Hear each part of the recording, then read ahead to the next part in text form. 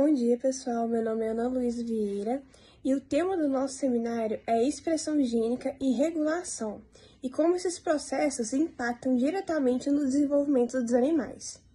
Para começar, todos nós temos genes que funcionam como um manual de instrução para o nosso corpo. Eles dizem o que fazer, como e quando fazer. A expressão gênica é o processo que define quais genes vão ser ativados, quando eles vão ser ativados e em qual quantidade eles serão ativados. De uma forma bem simplificada, é como se o nosso organismo tivesse interruptores que ligam e desligam genes conforme o momento. Durante o desenvolvimento de um animal, isso é essencial. A gente começa com uma única célula, que é o zigoto, que se transforma em milhões de outras. E isso só é possível porque diferentes genes se ativam em lugares e em momentos específicos, guiando cada etapa do desenvolvimento. Um exemplo importante para vocês são os genes ROX.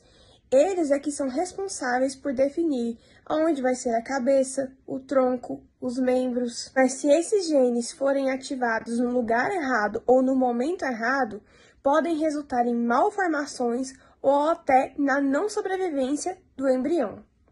Mas além dos genes em si, existe um outro nível de controle muito importante, que é a epigenética. A epigenética envolve marcas químicas no DNA, mas é muito importante ressaltar que essas marcas não alteram a sequência dos genes, mas influenciam se eles vão ser ativados ou silenciados.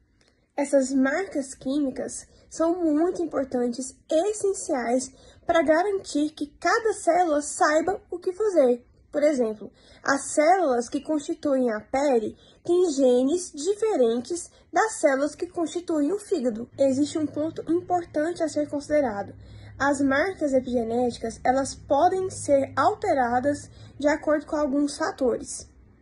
O ambiente, a alimentação da mãe, o estresse e o contato com algumas substâncias químicas.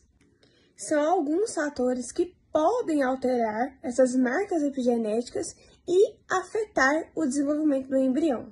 Então, o intuito desse trabalho é mostrar para vocês o quão importante é entender a epigenética e a expressão gênica mais a fundo, para que nós possamos também compreender melhor sobre o desenvolvimento animal, como eles se formam, o porquê de certas doenças e também conscientizar que esses dois fatores abrem caminhos na medicina regenerativa e em terapias genéticas.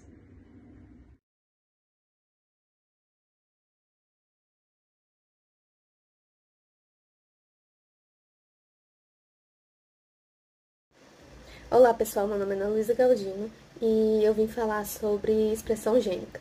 Primeiramente eu vou falar um pouco sobre os cromossomos. O cromossomo ele é formado por dois filamentos de DNA que são juntados por meio do centrômero. E eles são compactados, o filamento de DNA é compactado por meio das proteínas histonas, que aí formam o cromossomo. Então podemos ver nessa imagem aqui as histonas ajudando no enrolamento. Temos dois tipos de cromossomos, os cromossomos homólogos e não homólogos. Os homólogos, eles vão ter o mesmo tamanho, a mesma forma e vão estar codificando o mesmo gene, só que pode ter alelos diferentes. Por exemplo, esse aqui, ó, a cor dos olhos é castanho ou azul. Eles têm alelos diferentes, só que é o mesmo gene, está determinando a cor dos olhos. Nesse cromossomo aqui está definindo várias características e os cromossomos não homólogos, eles são totalmente diferentes um do outro. A forma, o tamanho. Então, por exemplo, os cromossomos sexuais, que eles são diferentes, o X e o Y. E antes de entender a expressão gênica em si, temos que entender que a replicação do DNA acontece quando uma célula vai se duplicando, vai se regenerando ali num tecido que está danificado. Então, ele precisa duplicar esse material genético e essa replicação vai acontecer por meio da DNA polimerase, que ela lê e copia e forma mais DNA e mais células. Então, nessa imagem aqui, vemos a DNA polimerase fazendo sua função de ler e duplicar.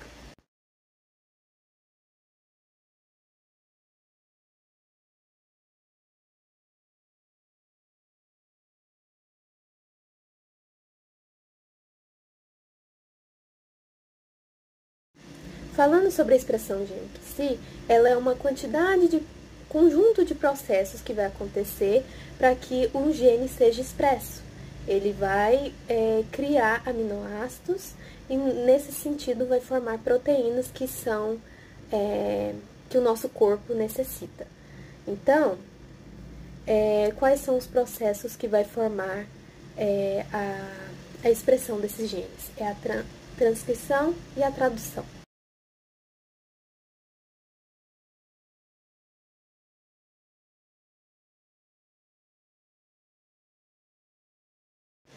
Para poder acontecer a transcrição do DNA, que forma a proteína do nosso cabelo, unha, pele, é preciso utilizar o RNA polimerase, que é uma enzima, porque termina com ase.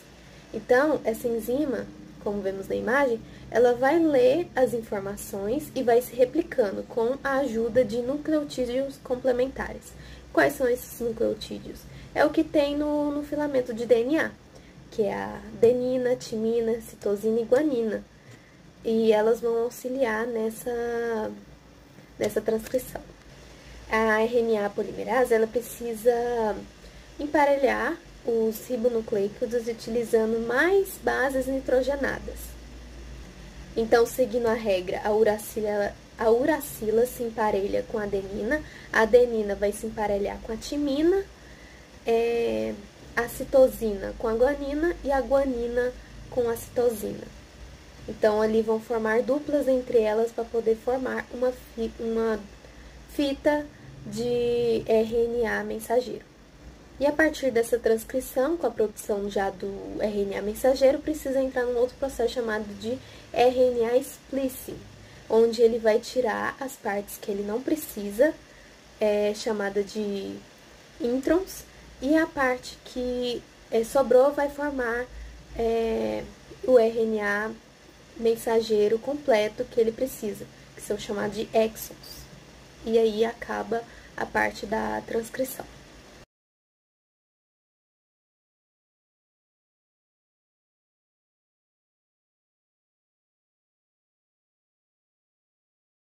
O RNA mensageiro que está dentro do nucleolo, ele vai ser transportado para o citoplasma e ele vai procurar um ribossomo que esteja solto ali no citoplasma para poder entrar no processo de tradução do DNA. Então, nessa imagem, estamos vendo o RNA mensageiro sendo transportado para o citoplasma e achando o ribossomo. E aí que acontece a tradução.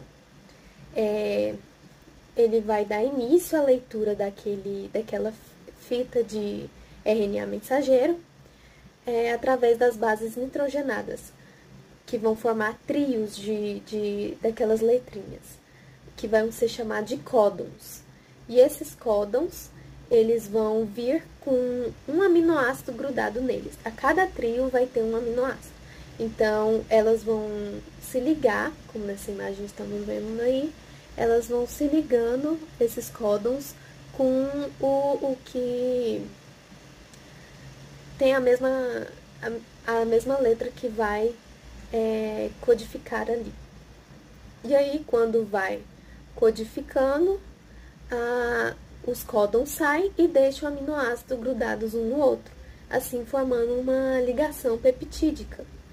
E aí, vai formar muitos aminoácidos ligados um no outro, por causa da ligação peptídica, e nisso vai formar a proteína. Então, o códon vai estar ali com o aminoácido. E quem vai trazer aquele aminoácido é o RNA transportador. Então, ao final disso, vai formar a proteína por meio das ligações peptídicas que acontecem ali entre os aminoácidos. E essa proteína já está pronta para ser utilizada no nosso organismo. Então, eu sou a Amanda e vou falar sobre a ativação e inativação de genes. Para começar, é necessário entender o remodelamento da cromatina. O que é a cromatina? A cromatina é o material que compõe os cromossomos. É composta por DNA e enovelados em estonas. Ela possui dois estados, a heterocromatina, que é quando ela está mais compacta, dificultando o acesso ao DNA, e a eucromatina, que é quando ela está mais aberta, assim possibilitando um acesso mais fácil ao DNA, e dessa forma o gene será regulado se ele estará acessível ou não para transcrição.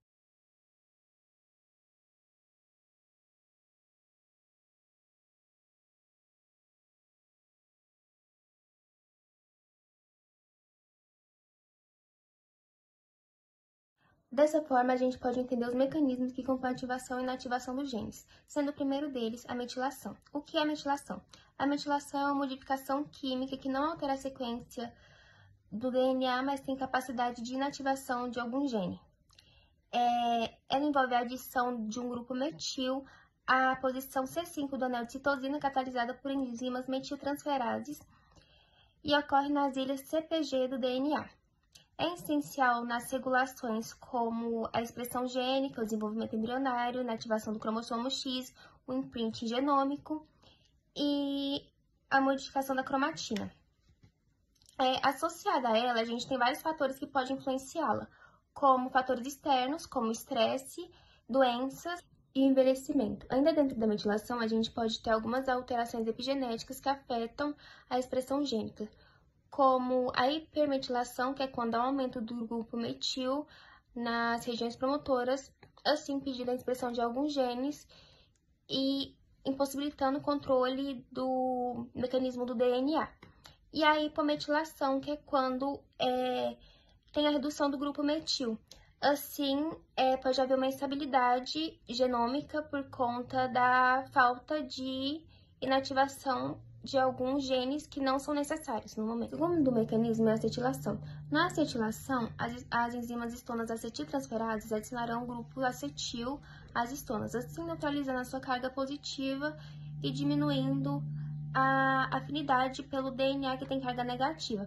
Dessa forma, a cromatina ela se torna mais aberta e possibilita a transcrição gênica. Por sua vez, o terceiro mecanismo é a desacetilação, que é o evento contrário à acetilação. Lá será removido um grupo acetil, assim a estona ela volta a ter afinidade com o DNA, fechando a cromatina, tornando-a mais compacta e impossibilitando a transcrição gênica.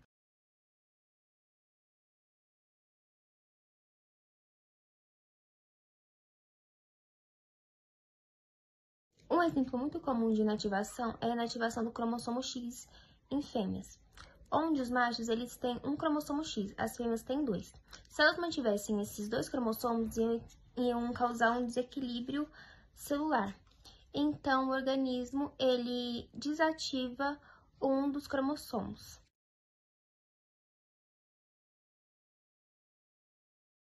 Eu sou Ana Luísa Duarte e vou falar sobre a regulação gênica em diferentes tecidos. A regulação gênica é um processo fundamental para o desenvolvimento e a manutenção da identidade celular em seres multicelulares. Embora todas as células de um indivíduo possuem o mesmo genoma, a diversidade de funções celulares e teciduais ocorrem através da expressão diferencial dos genes, o que, em outras palavras, o que diferencia uma célula neural de uma célula hepática ou uma fibra muscular é o gene que está ativo em que momento e em que intensidade que eles trabalham. E esse trabalho preciso, ele é essencial para o desenvolvimento embrionário, para a formação dos tecidos e para a homeostase do organismo durante a vida. A regulação da expressão gênica ocorre em múltiplos níveis, incluindo o controle transcricional, pós-transcricional, traducional e pós-traducional. No contexto da diferenciação tecidual, o principal nível de controle ocorre durante a transcrição, através da interação de fatores de transcrição com regiões específicas do DNA, como promotores, enhancers e silenciadores. Esses elementos reguladores são muitas vezes específicos de cada tecido, sendo ativados apenas na presença de sinais moleculares particulares ou em estágios específicos do desenvolvimento. Por exemplo, no tecido muscular esquelético, Os genes estruturais de actina e miosina, a expressão deles, ocorre através de fatores de transcrição miogênica, MYOD e MYF5. Esses fatores atuam de forma cooperativa, que induzem cascatas de transcrição para células progenitoras se diferenciarem em fibras musculares especializadas. Em contraste, as células hepáticas, o tecido hepático, ocorre por fatores do HNF4-alfa, que influenciam o funcionamento do metabolismo de lipídios e detoxificação, as funções do fígado. Já em tecidos neurais, os fatores como REST funcionam de maneira oposta, inibindo a expressão de genes neuronais em células não neurais, o que traz a especificidade tecidual. Além da regulação transcricional, a regulação epigenética também exerce um papel central. Modificações como a metilação do DNA e acetilação das histonas podem ativar ou silenciar áreas inteiras de um genoma, de maneira estável e herdável durante a divisão celular. Essas marcas epigenéticas acontecem durante o desenvolvimento embrionário, são estabelecidas durante o desenvolvimento embrionário e permitem que uma célula continua com a sua identidade mesmo após diversas múltiplas divisões. Por exemplo, células tronco pluripotentes, que se diferenciam ou em células da pele ou em células do coração, elas passam por remodelações epigenéticas profundas que impedem com que elas expressam genes de outras linhagens celulares. A importância dessa regulação diferencial é ainda mais evidente quando consideramos os impactos de sua disfunção. Alterações em fatores de transcrição específicos de tecidos podem levar a doenças como miopatias genéticas, distúrbios metabólicos e desordens neurológicas.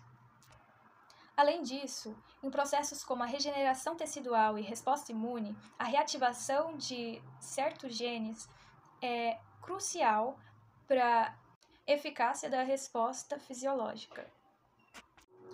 Recentemente, tecnologias como a transcriptômica de célula única nos têm permitido uma refinada compreensão da heterogeneidade da expressão gênica entre células de um mesmo tecido. Esses avanços revelam que, mesmo dentro de um único tecido, há uma subpopulação celular com perfis de expressão distintos, o que amplia a visão sobre a complexidade da regulação gênica in vivo. Em resumo, a regulação da expressão gênica em diferentes tecidos é um processo altamente coordenado, essencial para o desenvolvimento, funcionalidade e integridade dos organismos multicelulares. A capacidade de ativar ou silenciar genes de maneira precisa e específica confere às células plasticidade necessária para formar diversos tipos celulares que compõem o organismo.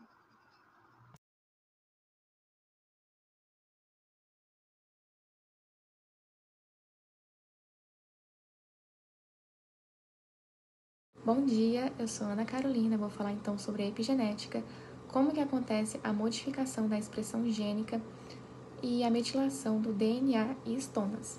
Bem, a epigenética ela é uma área da ciência que vai estudar, e analisar como que o meio ambiente e o nosso estilo de vida vai afetar o funcionamento dos nossos genes. Bem, para entender isso, é importante a gente ressaltar então que o meio ambiente ele vai atuar diretamente no nosso genoma, através de modificações epigenéticas, onde os nossos genes, eles meio que ouvem, o meio ambiente de uma maneira complexa, e isso vai, então, afetar no nosso comportamento e no nosso bem-estar. E também, então, toda e qualquer alteração que a gente tem no nosso organismo, como, por exemplo, a ansiedade, consumo de álcool e drogas, toxinas em si, se você faz ou não exercícios, isso vai influenciar. Tanto que pode modificar, as nossas células hospedeiras, quanto também modificar o nosso DNA. Então, dito isso, nós somos 99,9% iguais, em termos de DNA. e o 0,1 que nos torna diferente, né, inclui marcadores biológicos que indicam predisposição a determinados fatores, tanto biológicos, né, quanto atributos físicos ou fisiológicos.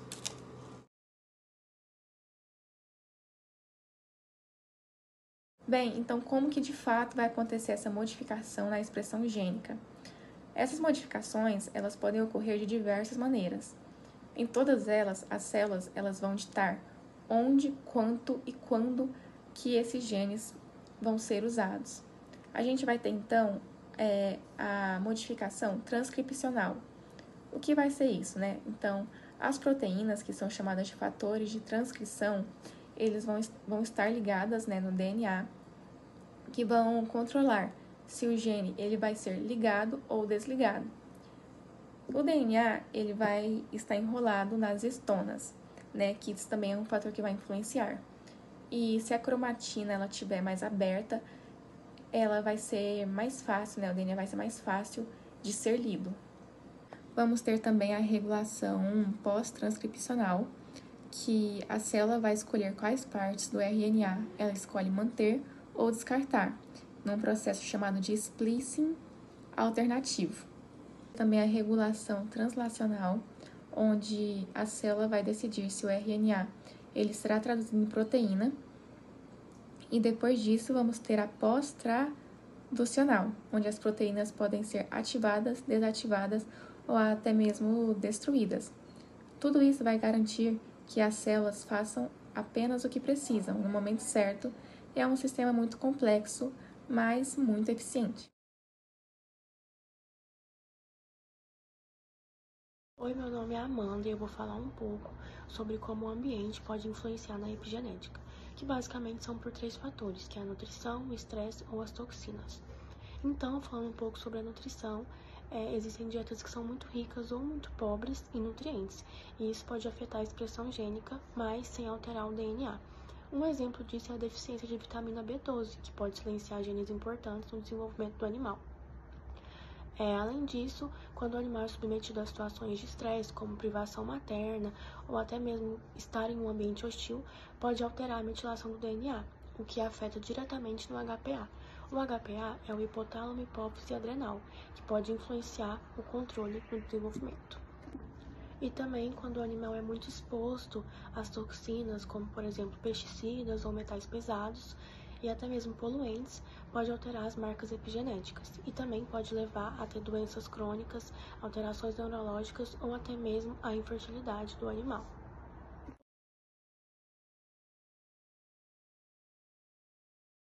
Agora eu vou falar um pouco sobre como isso pode influenciar na saúde, no crescimento e até mesmo no comportamento desses animais.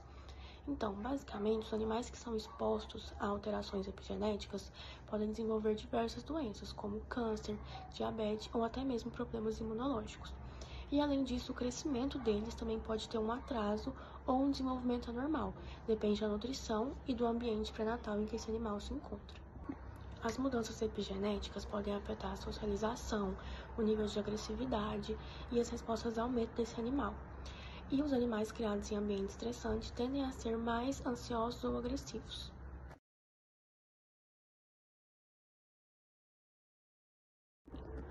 Um exemplo sobre como o ambiente pode influenciar a epigenética é a dieta da mãe, porque quando a dieta é rica em ventiladores, que pode ser a colina, a vitamina B12 ou até o ácido fólico, pode ativar ou até mesmo silenciar os genes nos filhotes. E a má nutrição pode predispor os filhotes a ter algumas doenças metabólicas e até mesmo alguns problemas comportamentais.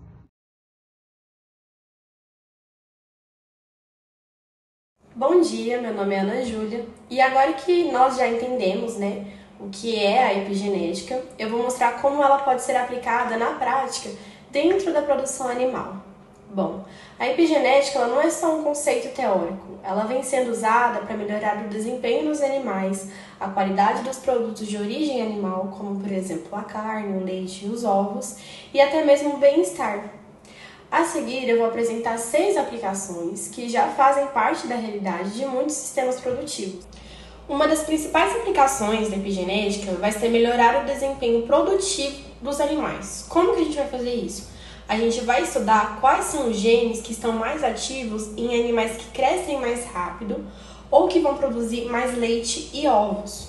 Os produtores assim vão conseguir selecionar melhor os reprodutores. Dessa forma, vai ser possível acelerar o ganho de desempenho das próximas gerações, usando informações que antes não era visível apenas pela genética tradicional. A adaptação ao ambiente também é influenciada pela epigenética. Mesmo os animais da mesma espécie podem responder de formas diferentes ao ambiente onde eles estão. As condições como o calor intenso, o tipo de pastagem ou a qualidade da cama vão ativar ou silenciar genes importantíssimos para o desempenho. Entendendo essas respostas epigenéticas, o produtor pode adaptar o ambiente para manter os genes positivos ativos e garantir melhor desempenho, mesmo em condições que vão ser desafiadoras tanto para o animal quanto para o produtor. A alimentação é um dos principais fatores epigenéticos. Uma dieta balanceada, principalmente durante a gestação do animal, pode ativar genes no feto que favorecem crescimento, saúde e até resistência a certas doenças. Então, isso significa que você investir em uma nutrição de precisão não vai beneficiar somente o animal adulto, mas também vai melhorar o desempenho das gerações futuras. Vai criar rebanhos que são mais produtivos e mais adaptados. O bem-estar animal também é diretamente relacionado à epigenética. Quando os animais são expostos a estresse contínuo, isso vai ativar genes que estão relacionados à inflamação, baixa imunidade e até piora no comportamento. Já um ambiente que é mais tranquilo, com menos barulho, uma boa ventilação e um espaço adequado, vai ajudar a manter a expressão de genes positivos, garantindo um melhor desempenho reprodutivo, uma saúde adequada e até um melhor comportamento. Por isso, boas práticas de manejo são essenciais. A epigenética ela também vai atuar no fortalecimento da imunidade, diminuindo a incidência de doenças. Certos genes de defesa podem ser ativados para tornar os animais mais resistentes. Isso tudo vai reduzir a necessidade de medicamentos. Além disso, a epigenética vai também influenciar nas características da carne e do leite, como, por exemplo, a maciez, o sabor, a composição nutricional. Isso tudo vai aumentar o valor comercial dos produtos e, consequentemente, melhorar a qualidade final entregue ao consumidor. Por último, um aspecto muito interessante, a herança epigenética. Algumas modificações provocadas pelo ambiente e pela nutrição podem ser transmitidas para os descendentes.